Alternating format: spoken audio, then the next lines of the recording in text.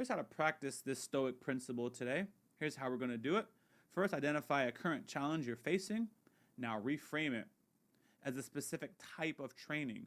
What skill or virtue is this difficulty helping you develop? Second, when you personally feel attacked or targeted, ask yourself, if this were happening in a training context, how would I respond differently?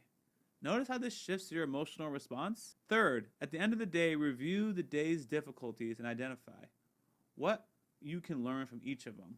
What did today's training teach you? This is similar to how Frieren approaches her journey. Each encounter with those demons or challenges isn't a disruption from her path. It's an integral part of it on her journey to heaven. These are opportunities to refine her magic and deepen her understanding of the world and herself. Ask yourself, how might your experience change if you viewed life's difficulties as intentional training rather than random obstacles? What sparring partners in your life have you been viewing as enemies? What might they be teaching you? In what areas are you avoiding necessary training by sidestepping difficulties rather than engaging with them? Consider Nephomi in Consider Nephomi's shield in Rising of the Shield Hero. It grows stronger by absorbing and learning from each new challenge. How might you similarly absorb the value from your difficulties rather than just enduring them? Life will never stop pressing you with challenges, setbacks, and difficult people. But today, Epictetus offers you a powerful choice. You can view these personal attacks that victimize you. You can view these as personal attacks that victimize you or as valuable training that strengthens you. Not by becoming callous and indifferent, not by seeking out unnecessary suffering, but by recognizing that every scratch, every headbutt in life's sparring match is developing your skills for real fights that matter. It's the same perspective that allows Luffy to smile after defeat and say, now I know what I need to work on, or how Nephomi transforms from the shield of rage to the shield of compassion through his trials. Things happen in training. The dojo was always around you. I hope you guys found today's video very impactful. This is something I'm definitely going to work on. I had a rough day today. Sometimes I view, like, how am I going to record all these videos and post them? These are challenges. I get stressed out too, just like you guys. And that's why I'm reading this book. That's why I share it with you guys. It's not something I'm personally an expert on. I got to read it. I got to extract quotes. I got to research, put together something to read for you guys. It's a journey, and I hope you enjoy it. Until next time, I'm your host, Rock D. Lee. Please subscribe. And what do I always say? This isn't just philosophy. It's practical power. When you view life's challenges as training, you stop taking difficulties personally. It reduces emotional suffering. You start looking for a lesson in each challenge, accelerating your growth. You develop resilience because you expect resistance as part of the process. Think about Luffy's battles in One Piece. Each defeat against Crocodile, against Rob Lucci, against Kaido reveals a weakness he needs to address. Rather than seeing these opponents as enemies who are out to get him, he views them as teachers, showing him where he needs to grow stronger. Now, I'm stretching that, but just view it this way. Sometimes Stoicism is also about perception.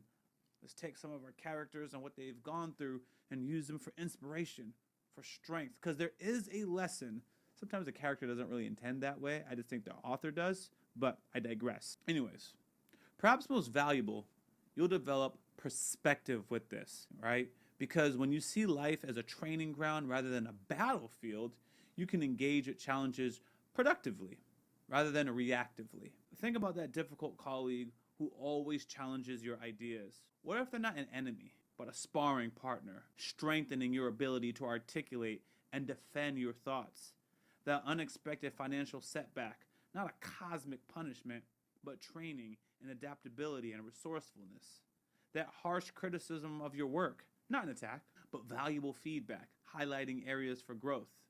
Consider Nephomi's journey in Shield Hero. Initially, he views the false accusations against him as cruel injustice, but gradually, he begins to see how each challenge forces him to develop unique skills and strategies that these other heroes can never learn. His adversity becomes his advantage. The Stoics understood something profound.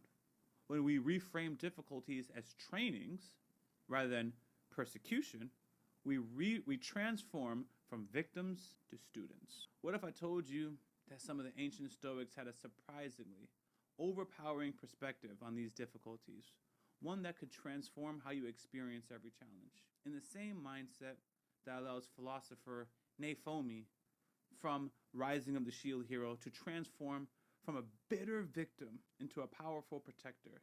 Despite being falsely accused and ostracized, he learns to view each challenge as training rather than persecution. Or how Luffy, the great philosopher from the land of One Piece, faces defeat after defeat, yet never sees his opponents as enemies, but as teachers who reveal his weaknesses. Except for a few. There are those who really cross the line. But anyways, today we're going to explore a Stoic principle that could completely change how you respond to life's difficulties. The idea that things don't just happen to you, they happen in training.